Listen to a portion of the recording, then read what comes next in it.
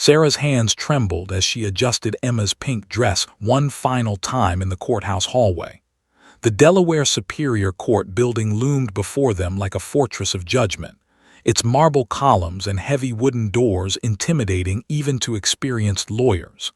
But Sarah wasn't a lawyer. She was a mother fighting for her child's future, and the stakes had never felt higher. Emma, just 3 years old, looked up at her mother with confused eyes. "Mommy, why are we here?" the little girl asked innocently, her curls bouncing as she tilted her head.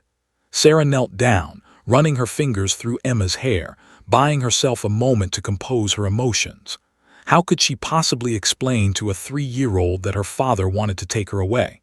How could she make Emma understand that some people prioritize winning over what was best for a child? "We're visiting a special building today, sweetie," Sarah said, forcing a smile that didn't reach her eyes. "We're going to see a judge. He's going to listen to us, and everything is going to be okay." She didn't believe the last part completely, but she needed Emma to be calm. She needed her daughter to be the sweet, well-behaved child that every judge loved to see. Any sign of distress, any tears, any indication that Emma was suffering, and his legal team would weaponize it, claiming that Sarah was causing her trauma by fighting against him. The morning had started before dawn. Sarah hadn't slept, her mind spiraling through worst-case scenarios. What if the judge ruled against her? What if managed to convince the court that he was the better parent? The thought made her stomach churn. She'd quit her job to be present for Emma after the divorce. She'd reorganized her entire life around her daughter's needs. Meanwhile, had shown up late for visitations, canceled plans repeatedly, and yet somehow still maintained the confidence of a man who believed the world owed him everything. As they climbed the courthouse steps, Sarah's attorney, David, appeared beside them. David was in his mid-50s, with salt and pepper hair and the kind of measured demeanor that inspired confidence. He'd been handling Sarah's case for 8 months now, and despite his professional demeanor, even he seemed to carry a weight of concern about today's hearing. "Sarah, I want to walk you through the strategy one more time," David said, gently steering them toward a quiet corner of the hallway. Emma clutched her mother's hand, suddenly sensing the tension despite her young age. Children were perceptive in ways adults often underestimated. David pulled out his folder, though Sarah had already memorized every document. His lawyer is going to argue that his income makes him better equipped to provide stability. They'll claim that his new apartment has more space, that he can afford better schools, better extracurriculars. They're going to paint you as emotionally unstable for contesting his custody request. "But that's not true," Sarah protested, though she'd heard this argument before. "I've been Emma's primary caregiver since birth. I know her schedule, her favorite foods, her fears, her dreams. I'm the one who comforts her when she wakes up from nightmares." "I know," David said, his voice gentle but firm. "And that's exactly what we're going to prove to the judge. The courts have shifted significantly in recent years. They understand that financial resources aren't the most important factor in child welfare. Emotional bonds, stability, consistency, these matter far more. But we need to stay focused and calm in there. The judge will be watching everyone's demeanor, including Emma's." Sarah nodded, though anxiety still clawed at her chest. She prepared extensively for this hearing. She had documentation of every doctor's appointment she'd attended for Emma, every school event, every moment of parenting. She had character witnesses lined up, Emma's preschool teacher, Sarah's own mother, neighbors who could speak to how devoted she was to her daughter. She'd done everything right, and yet she still felt like she was standing on unstable ground. The courtroom itself was colder than Sarah expected. High ceilings stretched above them, and everything seemed designed to make ordinary people feel small and insignificant. The judge's bench loomed at the front of the room, elevated so that whoever sat there literally looked down at everyone else. Sarah realized it was probably intentional, a physical manifestation of the power imbalance that characterized legal proceedings. Was already there, of course. He sat at the defense table in an expensive navy suit, his hair perfectly styled, his expression radiating confidence. He glanced at Sarah and Emma with barely concealed contempt. Sarah had known him for 7 years, had been married to him for 3. She thought she knew him, but the man who showed up in divorce court seemed like a stranger, someone willing to weaponize his own daughter for the sake of winning. Next to sat his attorney, Richard Thornton, a man whose reputation in Delaware's legal community was formidable. Thornton specialized in custody cases where wealthy clients wanted to establish dominance. He was known for his aggressive tactics and his ability to exploit any vulnerability in opposing counsel. Sarah had read articles about his courtroom victories, and each one had made her more nervous. How could she compete against someone like that? She wasn't wealthy. She wasn't powerful. She was just a mother who loved her child desperately. Emma climbed into the chair next to Sarah, her small legs dangling above the floor. The courtroom was filled with the quiet sounds of shuffling papers and low conversations. A court reporter sat at her station, ready to transcribe every word spoken. A bailiff stood near the judge's chambers. The whole machinery of justice seemed designed to be as impersonal and intimidating as possible. David squeezed Sarah's shoulder briefly. "Remember, we're not here to win a fight. We're here to advocate for Emma's best interests. Keep your responses measured. Show the judge that you're rational, thoughtful, and genuinely focused on what's best for your daughter. The truth is on our side." The judge entered, and everyone stood. Judge Robert Harrison was a man in his mid-60s with a stern face that had probably never smiled in a courtroom. He'd been a judge for 23 years, and his reputation was one of fairness, but also of extremely high expectations for parental responsibility. Sarah had read his previous custody rulings. He didn't tolerate dishonesty from either parent, but he also didn't tolerate selfishness disguised as parental concern. As the judge settled into his chair and looked down at the courtroom before him, his gaze seemed to linger momentarily on Emma. For just a fraction of a second, his stern expression softened. Sarah found herself clinging to that tiny moment of humanity. Surely, a man with decades of experience in family law understood the importance of a child's bond with their primary caregiver. "This court is now in session," the bailiff announced. "The case of James versus Sarah concerning custody of Emma James." Sarah's heart pounded so intensely she thought it might burst through her ribs. Her entire future, Emma's entire future, hung in the balance. She had no idea that in just a few hours, everything would change in ways none of them could predict. The hearing had been for nearly 2 hours, and Sarah felt like she was drowning. Richard Thornton had been methodical and relentless in his questioning, presenting financial documents and housing specifications with the precision of a surgeon wielding a scalpel. He'd established that earned $180,000 annually as a marketing executive, compared to Sarah's previous income of $45,000 before she'd quit to care for Emma. He'd highlighted that new apartment was in a prestigious neighborhood with excellent schools. He'd painted a picture of a successful man ready to provide for his daughter. Sarah had wanted to scream that money wasn't everything, that Emma didn't need luxury, she needed her mother. But she'd remained silent, following David's instructions to let him handle the rebuttals.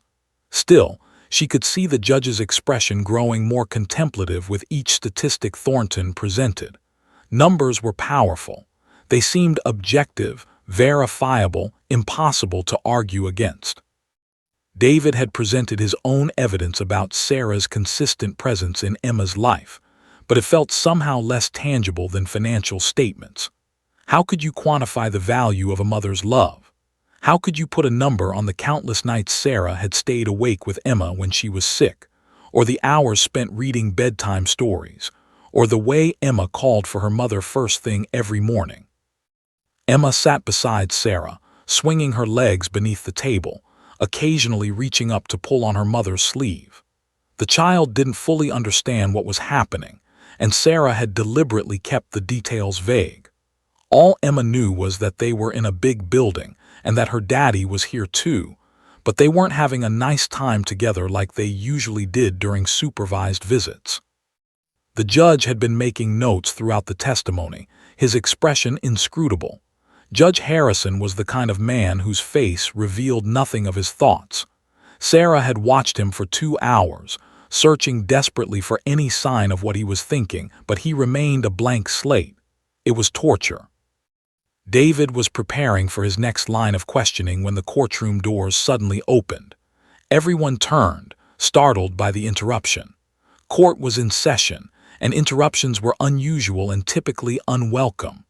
A bailiff moved forward to say something, but then a man appeared in the doorway. Officer, a member of the Delaware State Police K-9 unit. At first, Sarah didn't fully register what was happening. The officer was dressed in his full uniform, his presence commanding and official. But what made people's heads turn wasn't him. It was the magnificent German shepherd at his side. The dog was enormous, easily 90 pounds of pure muscle and intelligent presence.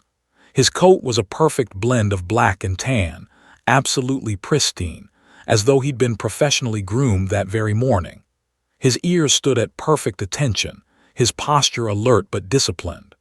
A police harness encased his broad chest, and his leash was held with the practiced ease of someone who'd worked with K-9 partners for years.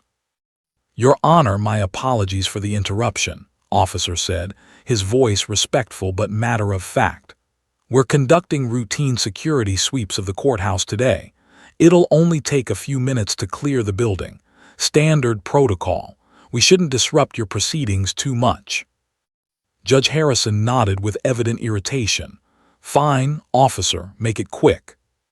This kind of thing happened occasionally in courthouses. Security was always a concern, and canine sweeps for explosives or other threats were part of standard courthouse operations. Most people barely reacted. A few lawyers glanced up momentarily before returning to their papers. The court reporter maintained her position, ready to resume transcription at any moment. Officer began to walk the German shepherd slowly down the center aisle of the courtroom. The dog's nose worked methodically, sniffing the air with practiced precision. The animal had clearly been trained extensively. Despite the distraction, he remained focused on his task, his movements fluid and professional. That's when Sarah noticed something was wrong.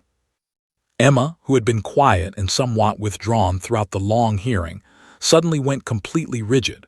Sarah felt it immediately, a sudden tensing of her daughter's small body, as though every muscle had contracted simultaneously.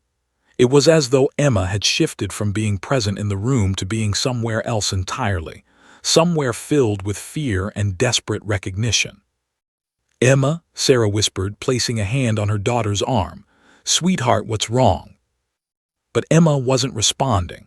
The little girl's eyes were locked on the German shepherd with an intensity that was utterly unnatural for a 3-year-old. Her breathing had changed too. It became shallow and rapid, almost hyperventilating. Sarah could feel her daughter's heart racing through the small hand that suddenly gripped her mother's leg with surprising strength. The judge noticed the disturbance and frowned slightly. "Is everything all right?" he asked, his attention now focused on Sarah and Emma. "Yes, Your Honor," Sarah said quickly, though she was deeply confused by her daughter's reaction. "Emma just seems a bit overwhelmed by the commotion. She's fine." But Emma wasn't fine. As officer and the German shepherd continued their path through the courtroom, moving methodically from one area to another, Emma's grip on Sarah's leg intensified to the point of pain. The little girl's lower lip began to tremble. Her breathing became even more erratic. Sarah rubbed Emma's back soothingly, trying to calm her daughter, but nothing seemed to work. This wasn't normal. Emma had been around dogs before. Sarah's sister had a golden retriever, and Emma had always been comfortable with the animal, often wanting to pet it and play with it. But this reaction was completely different. This was visceral. This was fear mixed with something else, something that Sarah couldn't quite identify but that sent chills racing down her spine. Glanced back at them briefly, his expression unreadable. But Sarah noticed something in his face, a microsecond of reaction that looked almost like concern mixed with calculation. He quickly turned away, but that moment of expression had been revealing. Officer and the German Shepherd were now closer to the defense table where sat. The dog continued his methodical sniffing, completing his security sweep. Emma's entire body was shaking now, trembling like a leaf in a windstorm. Sarah pulled her daughter closer, whispering reassurances that seemed hollow even to her own ears. "It's okay, baby. It's just a doggy. He's a police dog. He's here to help keep everyone safe." But Emma wasn't listening. The child's eyes remained locked on the German Shepherd with desperate focus. It was as though every other person in the courtroom had ceased to exist. There was only Emma, her mother, and that dog. Other people were beginning to notice now. Thornton looked over at Emma with curious interest, probably wondering if this could somehow be leveraged against Sarah, suggesting that she'd brought an emotionally unstable child to a stressful legal proceeding. Even David glanced back with concern, his attorney instincts probably already calculating the implications. Officer completed his sweep, finding nothing suspicious. He began moving toward the exit with his partner. "Thank you, officer," Judge Harrison said. "That concludes your business here. Please exit quietly." But in those final moments before Officer reached the courtroom doors, something extraordinary was about to happen. Emma's fear and recognition were building toward a crescendo. Sarah could feel it, the way a parent sometimes senses that their child is about to do something unexpected or revealing. The officer was almost to the exit when Emma suddenly straightened in her seat. Her small body went rigid once more, but this time it was different. This time, she was gathering herself for something, some truth that had been locked inside her young mind, struggling to break free. Sarah didn't know it yet, but in the next few seconds, everything would change. Officer was almost to the courtroom door when Emma made a sound, not quite a whimper, not quite a gasp, but something between the two that seemed to contain all the fear and confusion a 3-year-old could possibly experience. Sarah immediately pulled her daughter closer, her maternal instincts screaming that something was desperately wrong, though she had no idea what. "Emma, sweetie, what's wrong?" Sarah whispered urgently, her lips close to her daughter's ear. "Talk to Mommy, tell me what's happening." But Emma couldn't seem to form words. The little girl's entire body had gone rigid as a board, her small frame trembling with an intensity that seemed impossible for such a tiny person. Her breath came in short, sharp gasps. Sarah could feel her daughter's heartbeat racing against her ribs, a rapid flutter like a frightened bird trapped in a cage. The curls that had been so perfectly styled that morning were now damp with perspiration, clinging to Emma's forehead. The judge looked up from his papers, his stern expression shifting into something more observant.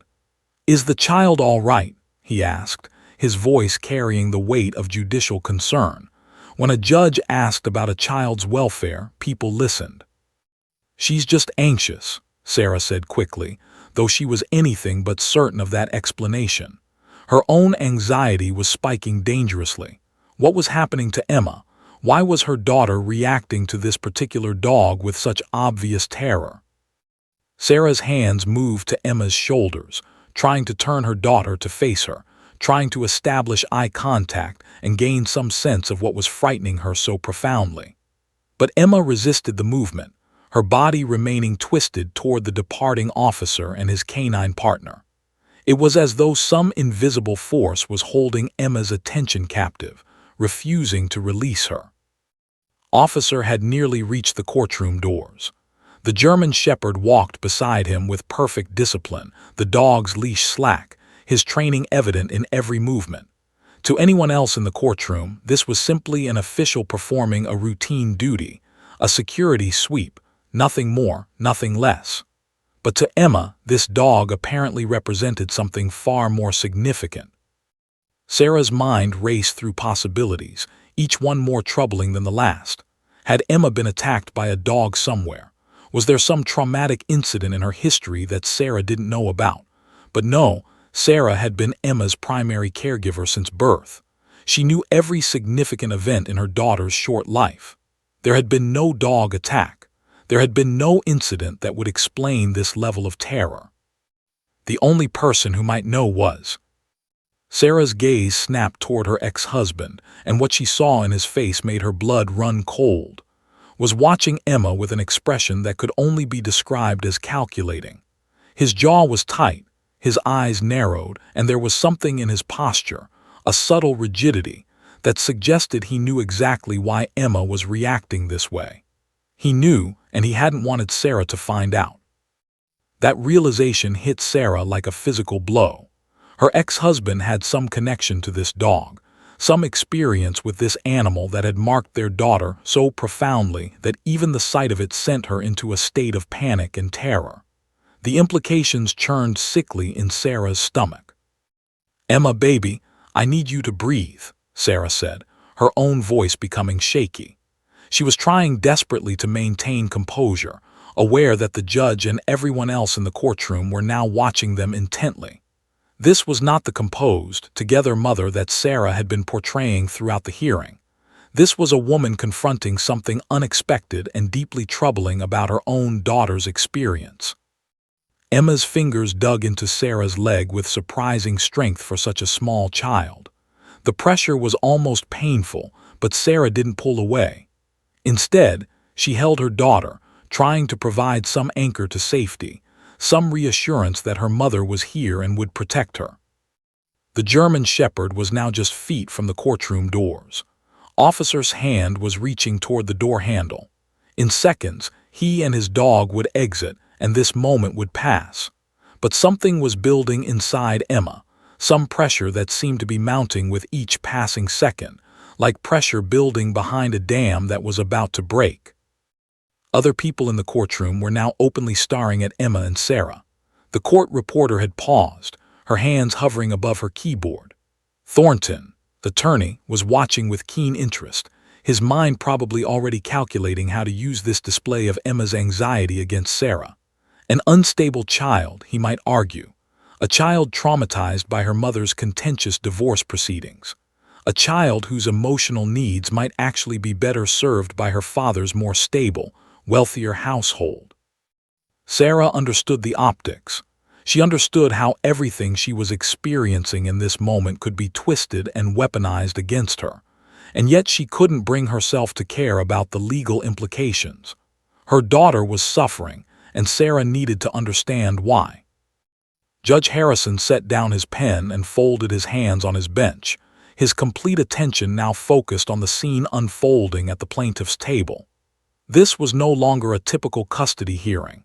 Something extraordinary was happening, and the judge, experienced in human behavior and family dynamics after more than 2 decades on the bench, recognized that significance. "Officer," Judge Harrison said, his voice cutting through the courtroom, "perhaps you could give us one moment before you leave." Officer paused at the door, turning back with a confused expression. "Your Honor." "The child seems to be reacting to your dog," the judge said, his gaze moving between Emma and the German Shepherd. "This may be relevant to these proceedings. Please, hold your position for a moment." Sarah felt a surge of gratitude toward the judge, followed immediately by a wave of panic. What if this drew attention to Emma's fear? What if it became part of the court record? What if it was used against her? Emma's breathing had become almost frantic now. She was making small, distressed sounds, whimpers that broke Sarah's heart. The little girl's eyes were wide and glassy, tears beginning to form at the corners. Whatever Emma was experiencing, it was reaching a crescendo. Sarah could feel her daughter's entire body vibrating with tension and fear. Emma's small hands were shaking. Her legs, beneath the table, were kicking slightly, not in rebellion but in pure nervous energy seeking release. "Emma," Sarah said, her voice low and urgent. "Sweetheart, I need you to tell Mommy. What's wrong? Why are you scared of the doggy?" Emma's lips trembled. Her mouth opened and closed as though she was trying to speak but couldn't find the words. This was agonizing for Sarah, watching her daughter struggle with something so clearly significant, so clearly traumatic, and being unable to understand what it was. Officer remained at the door, his hand still on the handle, his expression now showing concern. He was a professional, trained to read situations and people.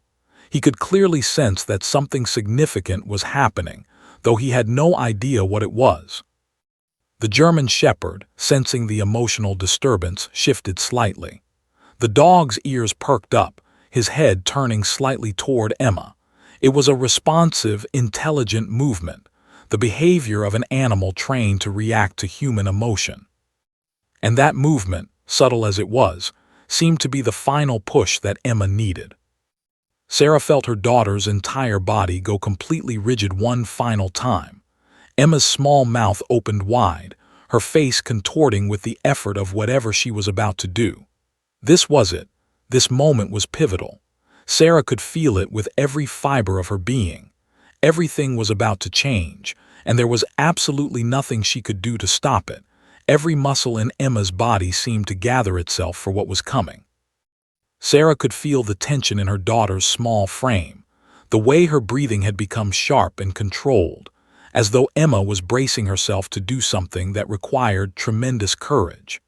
For a 3-year-old, there was something profoundly moving about witnessing a child summon that kind of emotional strength, even if Sarah didn't yet understand what was about to happen.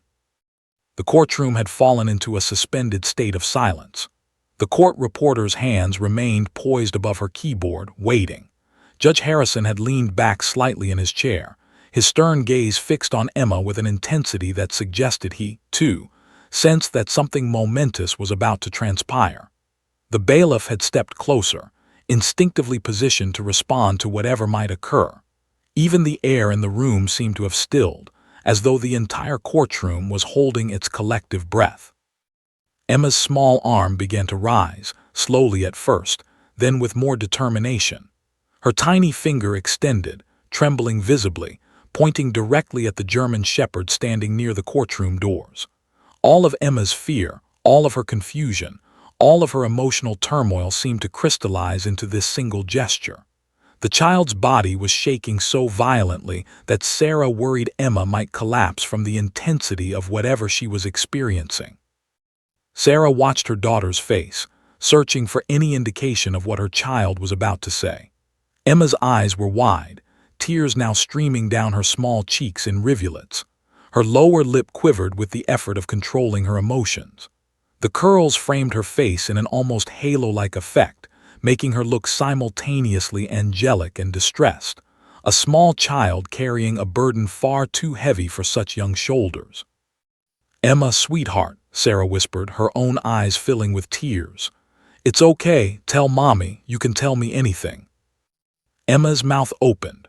Her voice, when it finally came, seemed impossibly small for the magnitude of its significance. It emerged as barely more than a whisper, yet it carried across the courtroom with absolute clarity, as though the very walls had been waiting to amplify this child's truth. "Daddy's dog," Emma said. 3 words, just 3 simple words spoken by a 3-year-old girl. But those 3 words detonated throughout the courtroom like an explosion that no one had anticipated, no one had prepared for. The immediate aftermath was one of profound, stunned silence, that particular quality of quiet that occurs only when reality has shifted so drastically that people need a moment to recalibrate their understanding of the world. Sarah felt the words land like a physical punch to her chest. Daddy's dog. Her mind spiraled through the implications instantly. Had brought Emma to see this dog. Had exposed their daughter to this police dog at some location, at some time, without Sarah's knowledge or permission. And whatever had happened during that exposure had been significant enough to traumatize Emma so deeply that simply seeing the animal again sent her into a state of terror. But that was only the beginning of what the words meant. His face had drained of all color, becoming a sickly shade of pale gray that made him look almost cadaverous. His mouth had opened slightly, his eyes going wide with shock and something that looked dangerously like panic. His attorney, Richard Thornton, had turned to stare at his client with an expression of confusion quickly morphing into concern. Whatever defense strategy they'd been planning had just been obliterated by a 3-year-old's simple observation. Judge Harrison's expression had transformed completely. The stern, impassive demeanor he'd maintained throughout the hearing had shifted into something sharper, more alert. His eyes narrowed as he processed what he'd just heard, and Sarah could see the exact moment when understanding began to crystallize behind his gaze. This was significant. This was everything. Officer had gone completely still at the courtroom doors. His hand, which had been reaching for the door handle, had frozen mid-motion. His expression had shifted from professional neutrality to something more engaged, more aware. The implications of what Emma had said were beginning to register with him as well. "Excuse me," Judge Harrison said, his voice cutting through the stunned silence like a blade. His gaze moved from Emma to and back again. "Did the child just say something about her father and this police dog?" Sarah's hands were shaking so badly she could barely hold onto her daughter. Her mind was reeling, trying to make sense of what had just happened and what it meant for their case, for their lives. "That's ridiculous," said suddenly, his voice sharp and defensive, almost frantic. "The child is confused. She's upset. She doesn't know what she's talking about." But Judge Harrison's expression suggested he wasn't buying that explanation. His gaze had locked onto Emma with a mixture of compassion and intense scrutiny. He was looking at her the way an experienced judge looks at evidence, weighing its credibility, assessing its significance, determining how it changed the landscape of the case before him. "Young lady," Judge Harrison said gently, his voice a complete contrast to its usual stern tone, "can you tell me what you mean? What dog are you talking about?" Emma looked up at the judge, her small face still wet with tears. Sarah could feel her daughter's body trembling against her own. The child was clearly exhausted by the emotional effort of speaking, but there was also something else in Emma's expression, a sense of relief, as though she'd been carrying this knowledge for so long and the burden of keeping it secret had finally become too much to bear.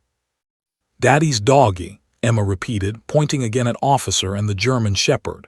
"At the place." "At what place?" Judge Harrison pressed gently, leaning forward slightly. His tone was careful, measured, exactly the kind of voice one uses when speaking with a traumatized child. Sarah realized with sudden clarity that the judge was conducting an informal interview, extracting information carefully so as not to frighten Emma further, but also to establish the facts of what had occurred. This was no longer a straightforward custody hearing. This had become something far more complex and potentially far more consequential. David, Sarah's attorney, had moved to the edge of his seat, his entire body tense with the recognition that something unprecedented was happening. His eyes darted between Emma and the judge, calculating rapidly, trying to understand the full implications of this moment. Richard Thornton was frantically whispering to, but wasn't responding. Sarah's ex-husband sat rigidly in his chair, his face now flushed red, his expression shifting between panic and calculation. He was trying to determine damage control, Sarah realized. He was trying to figure out how to mitigate whatever Emma had just revealed. "Daddy took me to the police place," Emma said, her voice becoming slightly stronger now that she'd started speaking. It was as though opening this particular door had loosened whatever emotional lock had been keeping her silent. There were lots of doggies. This one was Daddy's friend's doggie. Officer had taken a step back into the courtroom, his professional composure now visibly shaken. He was looking at with an expression that suggested he was rapidly reassessing whatever he thought he knew about the situation. "Your Honor," Sarah heard herself say, her voice shaking but determined, "I have no knowledge of my daughter being taken to any police facility. I don't know when this occurred or what the circumstances were." "This is a misunderstanding," interjected loudly, standing up from his chair. "Emma is confused. Children that age." "Sit down, Mr. James," Judge Harrison commanded, his voice carrying absolute authority. "We are going to take a brief recess while I have a conversation with the officers. Officer, please remain here. I need to ask you some questions about visits to your facility." This hearing is adjourned for 30 minutes. As the judge rose and the bailiff called out the official recess announcement, Sarah held her daughter tightly, realizing that in the span of just 3 words, everything had changed. Emma's innocent observation had cracked open something that had been hiding, and whatever lay beneath that surface was about to transform their entire case, and potentially much more. The courthouse hallway erupted into controlled chaos the moment Judge Harrison's recess was announced. Officers appeared seemingly from nowhere, flanking and making it clear that he wasn't leaving the building. Sarah watched as her ex-husband's face cycled through emotions: panic, anger, defiance, and finally a sort of hollow resignation, as though he was beginning to comprehend the magnitude of what was about to happen. Officer was led into Judge Harrison's private chambers, along with the judge, David, representing Sarah, and surprisingly, a detective named Sarah from the Delaware State Police. What had started as a custody hearing had instantly transformed into something far more serious. The wheels of criminal investigation had begun to turn. Sarah sat in the hallway outside the courtroom with Emma, trying desperately to calm her daughter. She'd found a quiet corner near the courthouse bathrooms where fewer people passed by. Emma was emotionally exhausted, her small body slumped against her mother's side, her breathing still slightly ragged from the ordeal of speaking those 3 words. "You did such a brave thing, sweetie," Sarah whispered, pressing a kiss to the top of Emma's head. "Mommy is so proud of you. You were so brave telling the truth." But inside, Sarah was a maelstrom of conflicting emotions: anger for whatever he'd done, fear about what it might mean for Emma, anxiety about what would come next, and beneath it all, a desperate need to understand what had happened to her daughter during whatever visits had taken her to that police facility. Inside Judge Harrison's chambers, Officer was providing crucial information. Detective was taking detailed notes, her expression growing increasingly serious with each revelation. "He came to the facility approximately 6 times over the past 4 months, Officer explained, his voice tight with professional concern but also with the weight of someone who just realized they might be inadvertently involved in something troubling. "He said he was interested in the K-9 program, wanted to see how we trained the dogs. It seemed innocent enough. He was friendly, enthusiastic. He brought his daughter along on at least 3 of those visits. I never thought there was anything inappropriate about it." "Did he have access to any restricted areas?" Detective asked, her pen poised over her notepad. "No, we kept him in the public areas. The training facilities, the kennels where we kept the dogs. He seemed genuinely interested in the work we do. He even asked about donating money to the K-9 program." Judge Harrison exchanged a meaningful glance with Detective. "We need to review your security footage from those dates, immediately."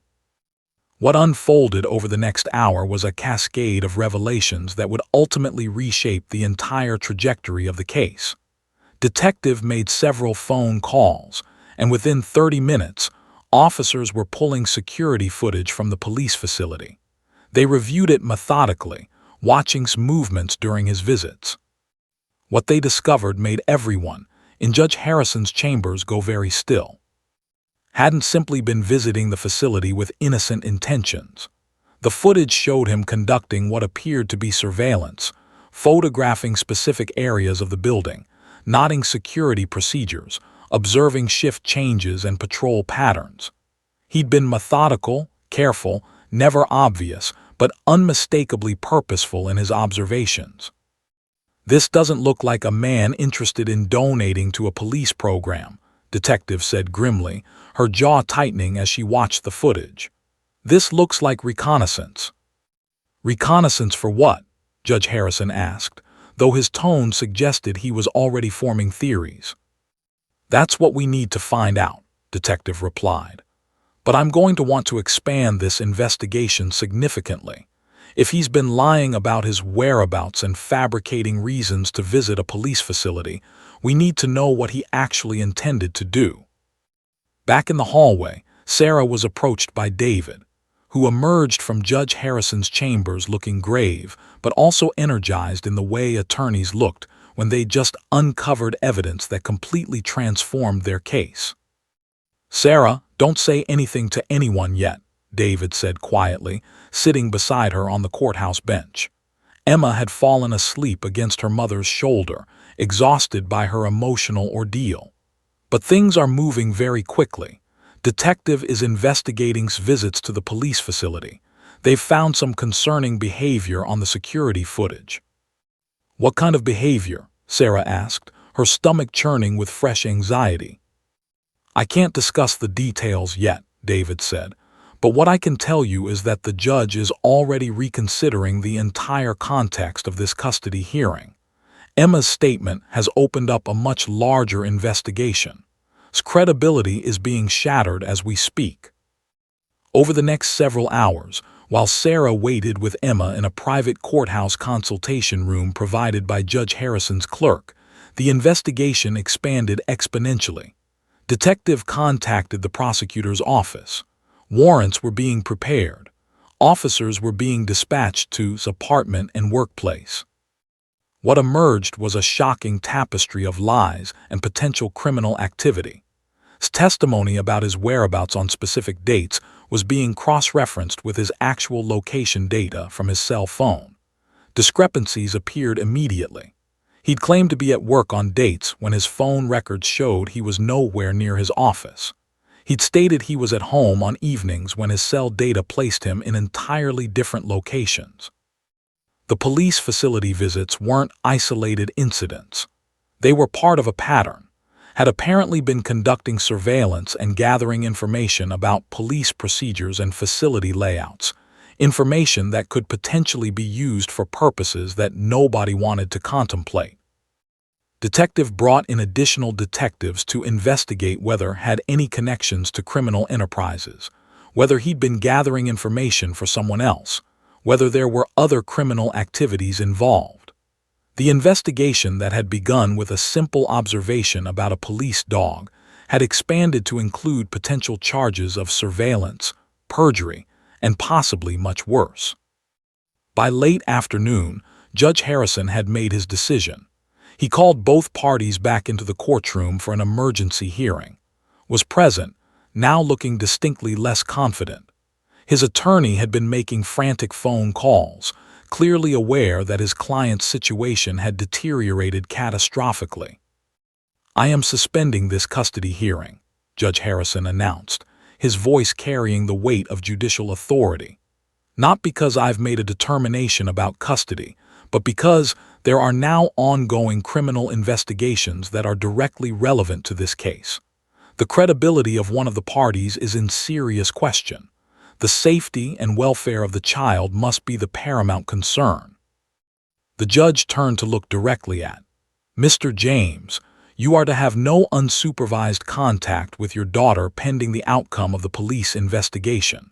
Furthermore, the prosecutor's office has informed me that they are considering filing charges against you for perjury, making false statements to the court, and potentially other offenses related to your activities at the police facility." His face had gone completely white. His attorney was whispering urgently to him, but wasn't responding. He appeared to be in a state of shock, finally comprehending the full magnitude of what had transpired. A routine custody hearing had transformed into a criminal investigation that now threatened to unravel his entire life. "Your Honor," David said, standing, "given these circumstances, I move that temporary full custody be awarded to Ms. Sarah, pending the resolution of these investigations and a new custody hearing to be scheduled once the criminal matters are concluded." Judge Harrison nodded. "Motion granted. Ms. Sarah is awarded temporary full custody of Emma James effective immediately. Visitation by Mr. James will be limited to supervised contact at the courthouse or at a court-approved facility, pending further investigation." As the gavel came down, Sarah felt a wave of relief wash over her, quickly followed by the realization that this was far from over, was now facing serious criminal charges. The investigation was expanding to include areas nobody had anticipated. And somewhere in the middle of it all was Emma, a 3-year-old girl whose simple words had triggered a cascade of events that would ultimately impact far more people than anyone could have imagined. Sarah held her daughter close, knowing that while Emma was safe for now, the implications of what she'd witnessed and experienced during visits to that police facility were still unfolding, still revealing new layers of deception and potential criminality that the authorities were only beginning to uncover. The Delaware State Police Headquarters was a hive of activity by late afternoon. Detective Sarah sat in the Criminal Investigations Bureau with 3 other detectives, all of them focused intently on security footage from the police K-9 facility. What they were seeing painted a picture that was far more troubling than anyone had initially imagined. Hadn't simply been conducting casual surveillance. He'd been conducting systematic, methodical reconnaissance of a police facility, and the implications of that behavior were deeply unsettling. "Look at this," Detective said, pointing at the monitor where security footage showed photographing specific security doors with his cell phone. "He's documenting access points. See how he's cataloging the patrol patterns, the shift changes. He's doing a professional-level analysis of security protocols."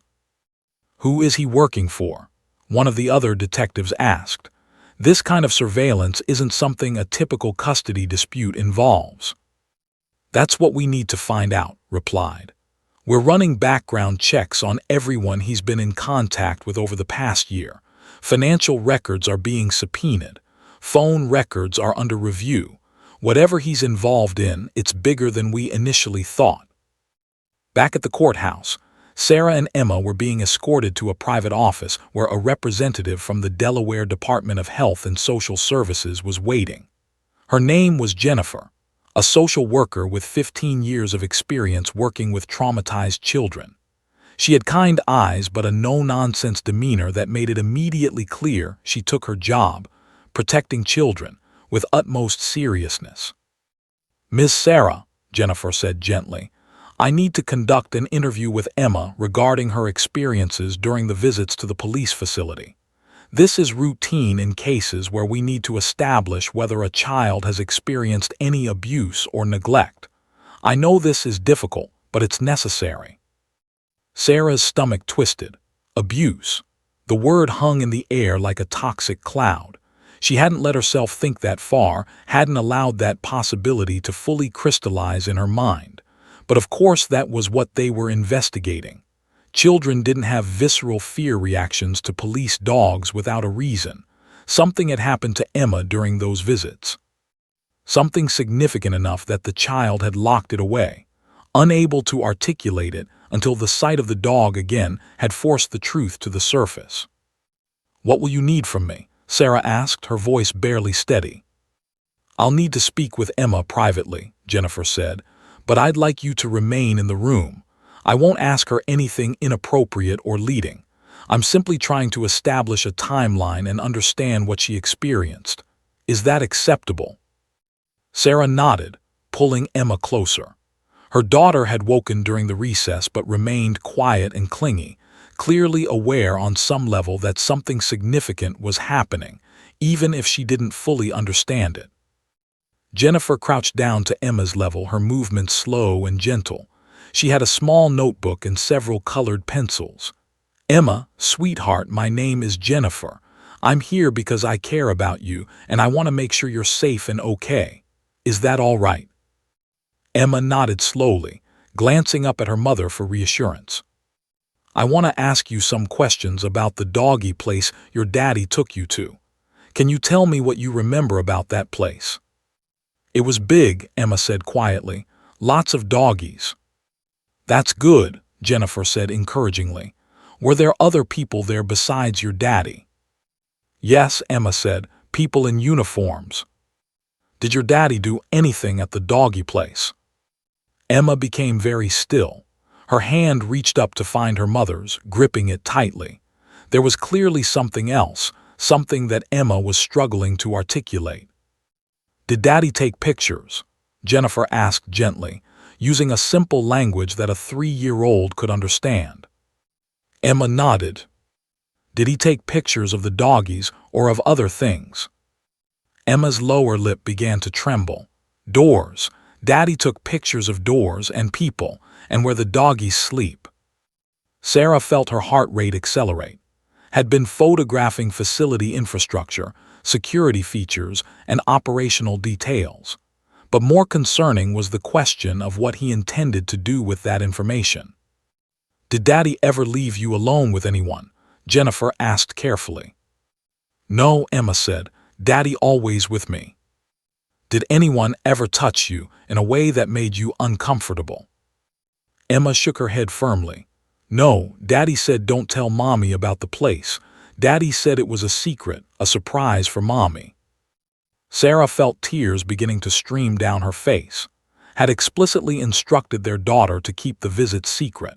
He'd used the language of a surprise to manipulate a 3-year-old into maintaining his deception.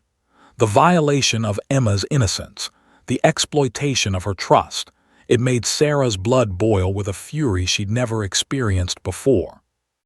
Jennifer continued her interview gently, establishing that while Emma hadn't experienced physical abuse, she had experienced emotional manipulation and was carrying the burden of keeping a secret, which had manifested in the traumatic response to the police dog. The dog wasn't the source of trauma itself. It was the trigger that connected Emma to the larger deception she'd been asked to maintain. By the time Jennifer finished her interview, she had documented that Emma's primary need was psychological support to process the manipulation she'd experienced and to rebuild trust in authority figures. A referral was made for a child psychologist who specialized in trauma and manipulation of young children. Emma is going to need counseling, Jennifer explained to Sarah afterward. The good news is that there's no evidence of physical abuse. The concerning news is that she's been emotionally manipulated and has internalized the instruction to keep secrets, which is troubling because it's exactly the kind of conditioning that abusers use to maintain control over children. We need to work with her to help her understand that she did nothing wrong and that keeping secrets like that isn't appropriate. Back at police headquarters, the investigation continued to escalate. Officers were now executing search warrants at Sarah's apartment and workplace. What they found was equally disturbing. Notebooks filled with detailed observations about security procedures, photographs of facility layouts, written notes about shift changes and staffing patterns, and financial records showing regular payments to an unknown offshore account. This is organized, detective said grimly to her supervisor. He's not acting alone. He's receiving payments. Someone hired him to conduct this surveillance. We need to find out who and what they intended to do with the information he gathered. Within hours, federal authorities became involved. The FBI was about the surveillance of a law enforcement facility. Counterterrorism protocols were activated. What had begun as a custody hearing discovery was now a potential national security matter. The scope of the investigation expanded exponentially. Over the next several days, Az was arrested and charged with perjury and making false statements to the court. Detective uncovered that he'd been conducting surveillance for an organized crime ring, attempting to gather information about police K-9 capabilities and facility security. They were planning something. The details weren't yet clear, but law enforcement officials were taking the threat seriously. Meanwhile, in the courthouse, Judge Harrison made a formal ruling about custody while the criminal investigations continued. Temporary full custody remained with Sarah. Was held without bail pending his trial, the judge citing flight risk and the severity of the charges being considered. But the implications continued to expand. The prosecutor's office began reviewing cases where had previously as a witness. If he'd lied about his whereabouts in the custody hearing, could his testimony in other cases be trusted? Were there innocent people in prison based on his false testimony? Were there guilty people who'd walked free because of his lies? Back at home with Emma, Sarah tried to establish a sense of normalcy, but everything had fundamentally changed. Her daughter required counseling. Sarah herself was being interviewed repeatedly by various law enforcement agencies. The house that had once felt like a safe haven now felt like a temporary shelter in the middle of a storm that showed no signs of abating. Emma would wake up at night calling for her mother. She had nightmares about dogs, about her father, about secrets. Sarah held her daughter through these difficult moments, reassuring her, teaching her that good secrets and bad secrets were different, that she never had to keep secrets that made her uncomfortable. The investigation that had started with 3 words spoken by a traumatized child had evolved into something far larger, a case that would ultimately expose multiple layers of deception, criminal activity, and potential threats to national security. And at the center of it all remained Emma, a small girl whose courage in speaking her truth had triggered a cascade of events that would reshape countless lives. 6 weeks after Emma's revelation in the courtroom, James sat in a Delaware Superior Court, facing a judge who was about to determine the trajectory of his remaining years. The man who had entered the courthouse 8 weeks earlier with supreme confidence and expensive attorneys now looked diminished, his tailored suit hanging slightly looser on his frame, his carefully styled hair grown somewhat unkempt, his expression a mixture of resignation and desperate calculation. Judge Harrison entered the courtroom with the same stern demeanor he'd always possessed, but there was something additional in his bearing now, a sense of satisfaction that justice was being served, that truth had prevailed, that a child's innocent words had illuminated deception that might otherwise have remained hidden indefinitely. The charges against had substantially since that initial custody hearing. In addition to perjury and making false statements to the court, federal prosecutors had added charges of surveillance of a law enforcement facility, conspiracy with organized crime elements, obstruction of justice, and filing false statements with intent to deceive law enforcement.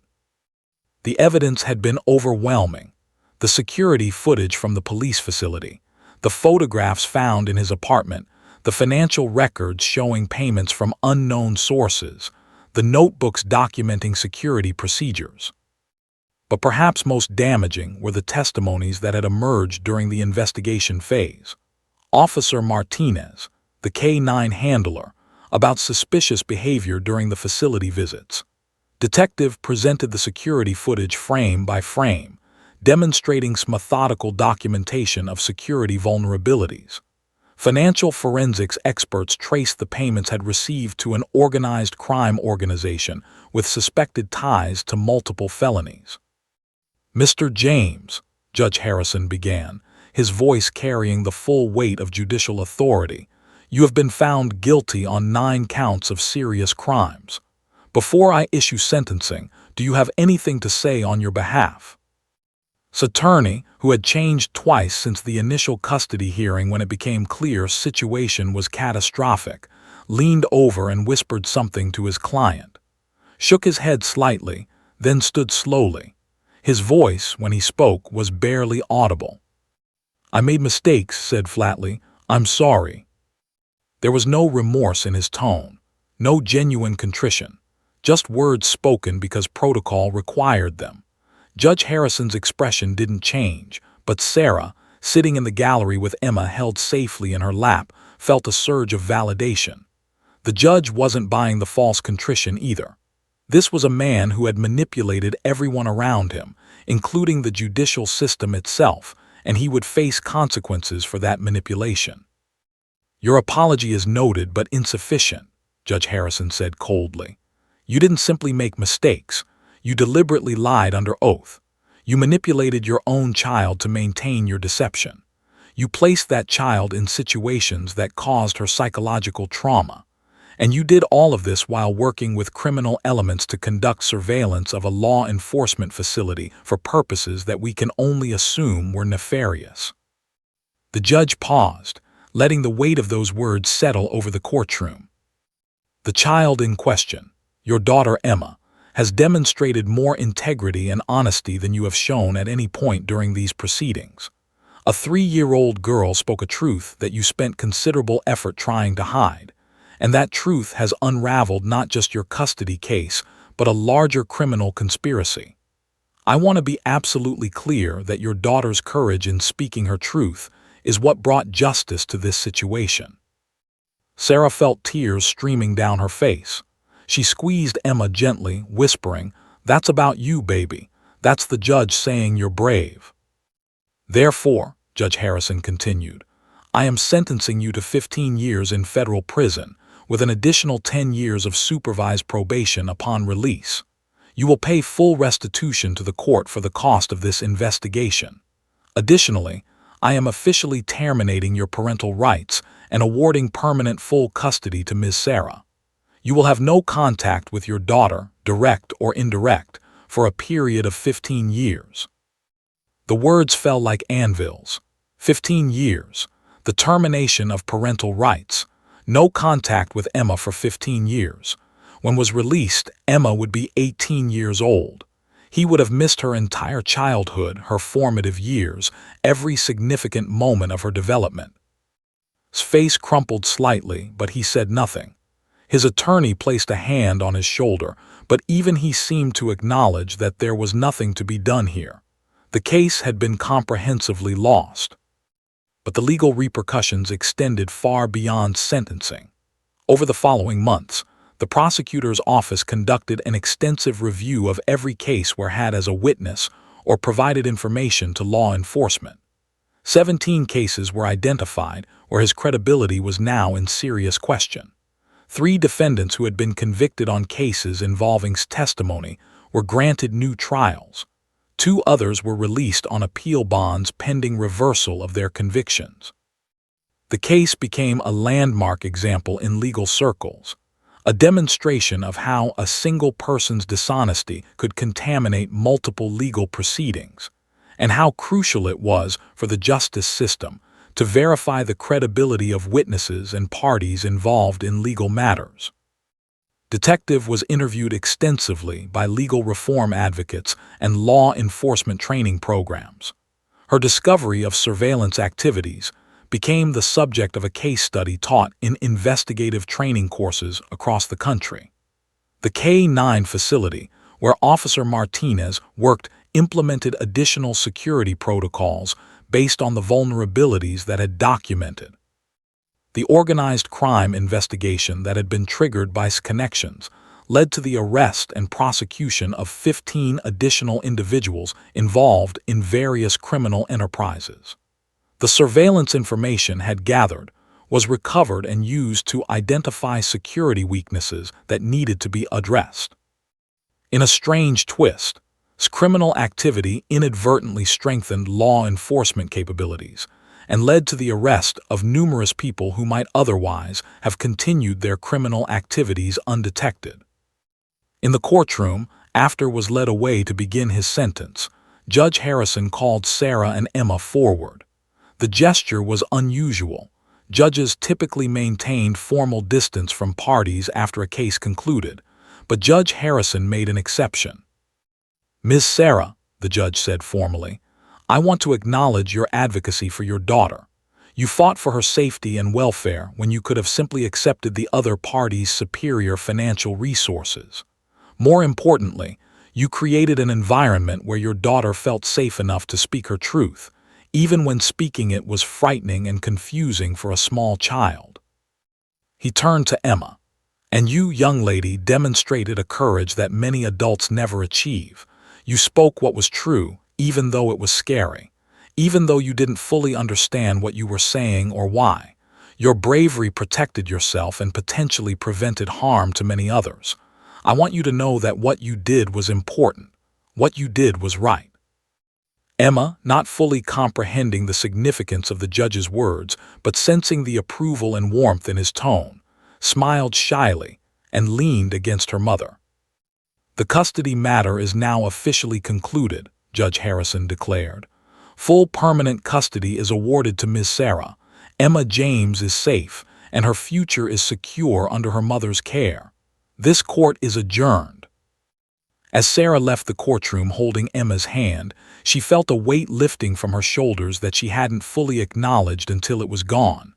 The legal battle was over, was going to prison. Emma was permanently hers. The lies had been exposed, the truth had prevailed, and justice had been served. But as she stepped out into the Delaware afternoon, Sarah also recognized that the journey was far from over. Emma still needed counseling to process the manipulation she'd experienced. Sarah herself would need time to rebuild her sense of trust in people. The wound created by deception would take years to fully heal. Still standing on the courthouse steps with Emma's small hand in hers, Sarah felt something she hadn't felt in months: hope.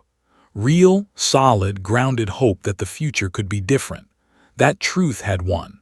That her daughter would grow up safe, protected, and free from the shadow of her father's lies. "Come on, sweetie," Sarah said, squeezing Emma's hand gently. "Let's go home." 14 months after James began his federal prison sentence, Sarah stood in the kitchen of her small but comfortable home in Wilmington, Delaware, watching her daughter through the window as Emma played in the backyard. The 4-year-old was no longer the traumatized child who had pointed at a police dog in a courtroom. The transformation had been gradual, sometimes imperceptible from day to day, but remarkable when viewed across the span of more than a year. Emma was laughing, genuinely laughing, as she chased butterflies through the garden. Her curls bounced as she ran, her voice bright and filled with the carefree joy that should characterize childhood. The nightmares had stopped 4 months ago. The anxiety that had plagued her during the initial months following the trial had gradually diminished as Emma learned, through consistent reassurance from her mother and her therapist, that she was safe. That secrets that made you uncomfortable were never okay. That speaking the truth was always the right choice, even when it was frightening. Jennifer, the social worker, had been right. The abuse Emma had experienced wasn't physical, it was psychological manipulation. But with proper therapeutic intervention, with a mother who was attuned to her daughter's emotional needs, with patience and love and consistent reassurance, the wounds had begun to heal. Sarah had returned to work 6 months after the trial concluded. She'd found a position as a project manager at a mid-sized consulting firm, earning nearly her pre-divorce salary and maintaining flexibility to be present for Emma's needs. The financial security was substantial, especially after it had been ordered to pay child support retroactively and ongoing, though that money sat in a trust account designated solely for Emma's education and welfare. The case had concluded, but its ripples continued to spread outward in ways that nobody could have anticipated. 3 months after sentencing, the organized crime investigation he'd been involved with culminated in federal charges against 17 individuals. The organization had been planning something large and potentially devastating, exactly what remained classified, but the federal authorities had expressed gratitude that surveillance activities had been discovered before the criminal enterprise could execute their plans. Officer Martinez had been featured in several law enforcement publications as part of the K-9 unit's expanded security protocols. The Delaware State Police had enhanced their facility security substantially, implementing recommendations that had emerged from the investigation into surveillance activities. What could have been a disaster had, through diligent investigation and the courage of a small child, been prevented. Detective Sarah had been promoted to lieutenant and was now supervising the Criminal Investigations Bureau. She'd requested to keep one file on her desk, not the official case file, but a photograph of Emma and Sarah taken 6 months after the trial concluded. Emma was smiling broadly in the photograph, holding up a drawing she'd made. The picture served as a reminder of why the work mattered, why pursuing truth and justice with diligence and care was so crucial. Judge Robert Harrison had become something of a celebrity in judicial circles following the case. Legal scholars had written extensively about his handling of the custody hearing, particularly his recognition that Emma's statement required immediate investigation rather than dismissal. Several law schools had incorporated the case into their curricula as an example of how judges should remain alert to unexpected revelations and how to balance procedural requirements with the pursuit of truth. Judge Harrison had received multiple award nominations, though he consistently deflected the attention, insisting that he had simply done his job. Sarah had started dating again 9 months after the trial. A fellow consultant named David, no relation to her attorney, had asked her out cautiously, understanding from their initial conversations that she carried the weight of recent trauma. But David had been patient, kind, and genuinely interested in both Sarah and Emma as a package deal rather than viewing Emma as an obstacle to a potential relationship. Emma had warmed to David gradually. There were no dramatic moments, no instant bonding. Instead, it had been a slow process of David showing up consistently, treating Emma with genuine affection without attempting to replace her father, and respecting the boundaries that Sarah had carefully established to protect her daughter. By month 3 of dating, David was joining Sarah and Emma for weekend outings. By month 6, he was becoming a regular presence in their lives. "Mommy, look," Emma called from the backyard, interrupting Sarah's reverie. Her daughter was holding up a particularly beautiful butterfly that had landed on her finger. "The butterfly landed on me." "I see, sweetie. Don't move. Let me get my camera," Sarah called back. These moments, simple, ordinary moments that many parents took for granted, felt precious to Sarah in a way that was difficult to articulate. She'd come so close to losing her daughter. She'd faced a custody battle that could have resulted in Emma being placed in the care of a man who was actively lying to the court, who was conducting criminal surveillance, who was emotionally manipulating a child to maintain his deceptions. The thought of what could have happened, what might have transpired if Emma hadn't spoken those 3 words in the courtroom, sometimes still kept Sarah awake at night. But then she would remind herself that it hadn't happened. Emma had spoken her truth. Justice had prevailed. Her daughter was safe, healing, thriving. The butterfly flew away, and Emma laughed with delight before turning her attention to building a small fairy garden with pebbles and flowers. Sarah smiled, watching her daughter work intently on her project, her small face scrunched in concentration. That evening, after Emma had been put to bed, Sarah received a phone call from David, her attorney. She hadn't heard from him in several months, so the call was unexpected. "Sarah, I wanted to reach out personally," David said. "I just received notification that the appeals process for one of the cases we identified where has been completed. The conviction has been overturned, and the defendant has been released. He served 6 years for a crime that's false testimony helped convict him for. He's been fully exonerated." Sarah felt tears beginning to form. I'm so glad, that poor man." "The reason I'm calling," David continued, "is because the man has been trying to locate you. He wanted to thank you. Your decision to fight for custody of Emma, to trust the process, to believe in her truth, it ultimately led to the exposure of dishonesty. That exposure led to the review of cases. That review led to his exoneration. He wanted you to know that you changed his life." After they hung up, Sarah sat in the quiet of her living room, processing that information. She'd been so focused on Emma, on her own healing, that she hadn't fully contemplated the broader implications of everything that had occurred. But here was a man who'd spent 6 years in prison for a crime he didn't commit, convicted in part because of testimony. His exoneration was directly traceable to Emma's courage and Sarah's determination to protect her daughter. The case had become something of a legend in legal circles, not just because of its dramatic courtroom revelation, but because of its broader implications. It had exposed the fragility of justice systems dependent on witness credibility. It had highlighted the importance of careful judicial observation and the willingness to investigate when something didn't add up. It had demonstrated that truth, ultimately, finds its way to light. Sarah looked at a framed photograph on her mantel, a picture taken at the courthouse steps on the day of sentencing. Emma was smiling, unaware of the significance of the moment.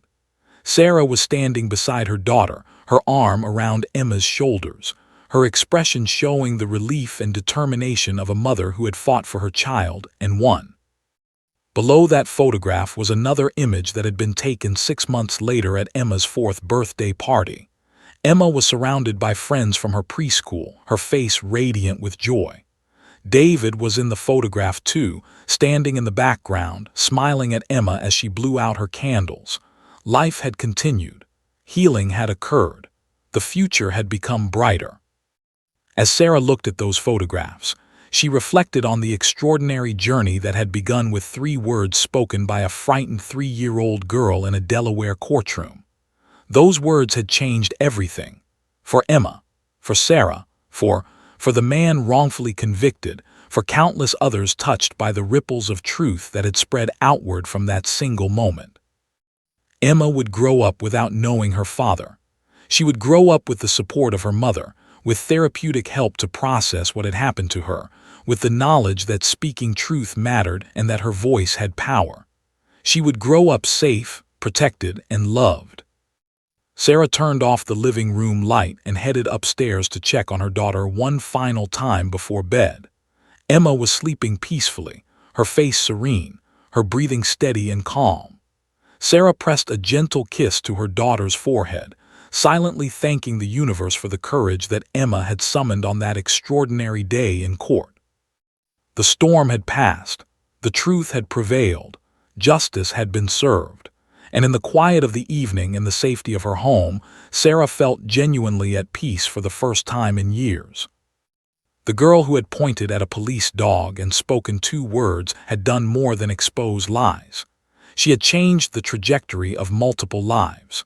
She had demonstrated that truth, spoken with the innocence and clarity of a child, possessed a power that no amount of money or legal maneuvering could overcome. And as Sarah descended the stairs and settled into her bed, she knew with absolute certainty that everything was going to be okay. More than okay, it was going to be beautiful. The end.